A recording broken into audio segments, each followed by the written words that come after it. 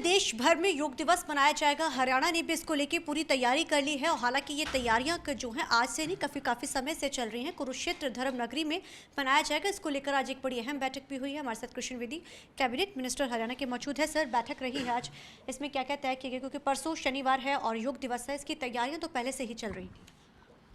हमारा 11वां योग दिवस पूरे देश के अंदर और प्रदेश के अंदर व्यापक तैयारियों के साथ 21 तारीख को मनाया जाएगा। हमारी जो आत्मा, हमारे जो प्राण, हमारा जो विचार, हमारी जो सोच, हमारी जो सनातन पद्धति है, उसको लेकर देश के प्रधानमंत्री जी ने एक बड़ी शुरुआत की थी 11 साल पहले। पूरी दुनिया ने हमारी सनातन पद्धति को ऑन किया, माना। आज हमें खुशी है कि दुनिया का एक भी देश ऐसा नहीं है जो योग को ना स्वीकार कर रहा हो। और 21 जून को योग दिवस पूरी दुनिया ने बनाने का एक कैलेंडर पास किया था, एक एजेंडा पास किया था, और भारत माता का सिरमौर होना हमारे लिए सबसे बड़ा प्रमाणिक बात है ये। तो 21 जून को विभिन्न स्थानों पर योग का कार्यक्रम हमारे आयोजित होंगे। सबसे बड़ा कार्यक्रम हमारा कुरुक्षेत्र की पावन पवित्र धरा पर देश के स्वामी योग गुरु स्वामी रामदेव जी की अध्यक्षता में, जिसमें स्वयं मुख्य अतिथि के तौर पर हमारे माननीय मुख्यमंत्री नायब सिंह सैनी जी रहेंगे, और 1 लाख लोग ब्रह्म सरोवर के पावन तट पर उस समय एक साथ योग करेंगे। इसी प्रकार से हमारे 22 के 22 जिला में सभी मंत्री, विधायक, सांसद, पूर्व मौजूदा केंद्रीय मंत्री, राज्यसभा सांसद, सभी मेयर, चेयरमैन, सभी उस कार्यक्रमों में अपने अपने हिस्से से पार्टिसिपेट करेंगे। मैं स्वयं भी जींद के अंदर योग दिवस के कार्यक्रम में मैं उपस्थित रहने वाला हूँ। मेरी जिम्मेवारी जींद की लगी है। तो मैं आपके माध्यम से इस आयोजन के लिए पूरी सरकार ने बड़ी व्यापक तैयारियाँ की हैं। उसके साथ साथ संगठन के तौर पर मैं महामंत्री की मेरे पास जिम्मेवारी है। हमने 370 मंडलों के अंदर इसकी तैयारी कर ली है, और सभी मंडलों में हमारे योग के कार्यक्रम होंगे। वो पार्टी संगठनात्मक तरीके से उनको करेगी, और जहाँ जहाँ सरकार को आवश्यकता पड़ेगी वहाँ पर हमारी टीम भागीदारी उनके साथ सपोर्ट भी करेगी। भव्य कार्यक्रम होगा, उत्साहजनक कार्यक्रम होगा। हरियाणा एक प्रेरणा का रूप योग दिवस के रूप में धारण करेगा। सर, इससे हटकर सवाल है, कांग्रेस में लगातार जो है ये संगठन का विस्तार हालांकि चल रहा है, लेकिन जिस तरीके की चीज़ें सामने निकल कर आ रही हैं, तो आप उसको किस तरीके से देखते हैं? 11 साल बाद विस्तार, लेकिन उसके बावजूद भी जिस तरीके के साथ अंदर चीज़ें चल रही हैं, आपको लगता है कि ये चीज़ें हो पाएंगी? देखिए, जितनी चिंता आप लोग कर रहे हैं ना कांग्रेस के विस्तार की, संगठन की, कांग्रेस को इतनी चिंता है नहीं है। वो तो दूसरे सिर फोड़ने में लगे हुए हैं।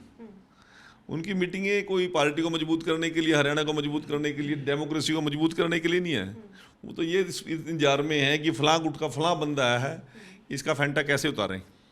आप फतेहाबाद में देख लीजिए, इसे पूरे देश के अंदर चला हुआ इनका जूतम बाजार। और मुझे नहीं लगता कि संगठन बना पाएंगे, और मैं दावे के साथ कह सकता हूँ कांग्रेस का संगठन जो 16 साल से नहीं बना, आगे भी नहीं बनेगा। जो लोग 3-3 लोकसभा के चुनाव, 3-3 विधानसभा के चुनाव, सारे चुनाव लड़ लुड़का के अपने घर बैठ गए, वो संगठन बना लेंगे क्या? उनमें कोई ऐसा, मुझे नहीं लगता कि कांग्रेस में कोई जान बची हुई है। जान फूकने के लिए राहुल गांधी जी आए थे, मुझे तो नहीं लगता कोई जान फूक गए, और बाकी एक जान तो जरूर फूक गए, बेगूसराय का सिर फोड़ना है। विधायकों के बारे में किस प्रकार के उनकी आपस में चल रही है, इसके मुकाबले में भारतीय जनता पार्टी ने 3 बार ही हमारी प्रदेश की टीम बन गई, राष्ट्रीय टीम बन गई, हरियाणा की सभी जिले की गठन हो गया, मंडलों गठन हो गया। हमारा तो बूथ इकाई तक का पन्ना प्रमुख तक हमने गठन कर लिया। कहीं कोई चर्चा नहीं, कहीं विरोध नहीं, कहीं कोई बात नहीं। पार्टी का आदेश सबसे बड़ा मस्ट है। तो इसलिए कांग्रेस की चर्चा करना भी बेमानी लगती है। जब आप लोग मेरे से सवाल पूछते हो, कम से कम मुझे तो बड़ी हैरानी होती है, कम आप लोग याद करा देते हो भी कांग्रेस भी कोई है। क्योंकि वो लोग आज 9 महीने के अंदर नेता प्रतिपक्ष नहीं चुन चुके, और नेता प्रतिपक्ष कोई बाहर से नहीं लेके आना था, उन 37 विधायकों में से एक बनाना था। कितने जरूरी कामकाज हमारे सरकार के रुके पड़े हैं, ये कांग्रेस को सोचना चाहिए। अब राहुल गांधी जी आए, कहते जिला अध्यक्षों को गठन कराएंगे। अरे तुम जो तेरे लेवल का काम है वो कर लो।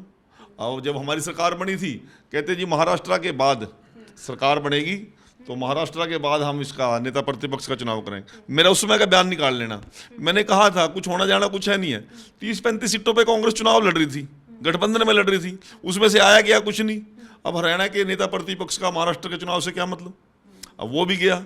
फिर कहते दिल्ली चुनाव के बाद, दिल्ली चुनाव में 3 बार लोकसभा में कोई सीट नहीं आई, विधानसभा में आपकी कोई सीट नहीं आई, एमसीडी में आपकी कोई सीट नहीं आ रही। बताओ, नेता प्रतिपक्ष का चुनाव दिल्ली के चुनाव के बाद करेंगे, क्या हुआ वहां पे? जमानती नहीं बची। आप फिर कहने लगे नगर निगम चुनाव के बाद करेंगे। हमने वो नगर निगम का चुनाव भी लड़ेगा जी, ये तो भाईचारे का चुनाव, हम नहीं लड़ते, भाग्य मैदान छोड़ गए। आज ये स्थिति है, नेता प्रतिपक्ष भूपेंद्र हुड्डा कह रहा है मैं नेता प्रतिपक्ष हूँ, परंतु कांग्रेस वाले नहीं मान रहे उसको। राहुल गांधी की हिम्मत ही नहीं हो रही उसको नेता प्रतिपक्ष घोषित कर दे। यहाँ बहुत झगड़े पड़ जाएंगे। तो इसलिए कांग्रेस के लोग जब आप चर्चा करते हो, हमें तो बेमानी सी बातें रहती हैं। बहुत सारे विधायक, ये भी एक चर्चाओं बड़ी गरमाई हुई है इस समय कि बहुत सारे कांग्रेस के विधायक सीएम सैनी के संपर्क में बैठकों का दौर भी हुआ है, भदौली साहब के साथ भी बैठकें हुई हैं और उसमें से कई युवा नेता में भी चुने जा रहे हैं। तो अगर वो कसीदे पढ़ रहे हैं भाजपा के, लगता है कि आने वाले दिनों में वो वहाँ नजर आएंगे? देखिए, मुख्यमंत्री जी की कार्यशैली, सौम्य स्वभाव, मिलनसार स्वभाव, सबका साथ, सबका विकास, सबका विश्वास, मोदी जी का स्लोगन, और देश भर के अंदर मोदी जी के किए हुए काम तो किसको प्रभावित नहीं करते। आप पत्रकार के नाते आप ना मानो, मैं कोई आपसे जिद नहीं कर सकता, आप भी प्रभावित हो मोदी जी से, आप भी प्रभावित हो नायब सैनी से, है ना। पूरी दुनिया प्रभावित है। अब कांग्रेस के लोग भी क्या करें जब वहाँ कुछ आना जाना है ही नहीं है। आज गोकुल सेतिया जी तारीफ करते हैं तो अच्छी बात है। तो आ रहे हैं अब भाजपा में वो? तारीफ करने का मतलब को आना थोड़ी होता है, ऐसा कुछ नहीं है। आप उनके ऊपर क्वेश्चन मार्क मत लगाइए। वो कांग्रेस में कितने दुखी हैं ये बात देखिए, और जब आएंगे तो वो जिन लोगों का काम है उन लोगों का काम है, मेरे लेवल की बात नहीं है वो, ना मैं उसके बारे में कोई कहने की स्थिति में हूँ। परंतु आज हमारे मुख्यमंत्री जी की तीसरी टर्म में भी विपक्ष के लोग दीवाने हैं, ये हमारे लिए सबसे बड़ा कम्प्लीमेंट है हमारे लिए। हमारे देश के प्रधानमंत्री के प्रति लोगों में आकर्षण है, ये हमारा सबसे बड़ा कम्प्लीमेंट है हमारे लिए। तो इसलिए मैं आपके माध्यम से एक बात कहना चाहता हूँ कि आज नेता प्रतिपक्ष उनका वाली वारस कोई पार्टी का है नहीं, और उन लोगों की स्थिति जो है वो आप लोगों से छुपी हुई नहीं है। और कांग्रेस अब कांग्रेस नहीं रही है, इतनी पुरानी पार्टी का आज लोकदलीकरण हो चुका है। इतना लोकदलीकरण तो लोकदल का भी नहीं कभी हुआ, केवल बाप बेटे के अलावा कोई उस पार्टी में बचने वाला नहीं। मानते हैं ये कारण कि उनके मेरी बात पूरी रहने दो। उनका कितना बड़ा लोकदलीकरण हुआ ये बात आप समझ भी नहीं पाएंगे। नवीन जिंदल कांग्रेस से बाहर, कुलदीप बिश्नोई कांग्रेस से बाहर, किरण चौधरी कांग्रेस से बाहर, राविंदरजीत सिंह कांग्रेस से बाहर। हालत क्या है, वो तो बेशरम हो के दो लोग पड़े हैं वहां पे, रणदीप सुरजेवाला और सैलजा, वो भी कब के बाहर होते हो जाएंगे आस्ता आस्ता। वो किरण चौधरी जी को पहले समझ में आ गई, उनको थोड़ी बाद में आ जाएगी। बाकी कुछ बचा नहीं है कांग्रेस में। धन्यवाद सर। तो ये थे हमारे साथ बात करने के लिए कृष्ण वेदी, कैमरामैन अलचंदा के साथ चंडीगढ़ से TV9 के लिए अमनप्रीत कौर।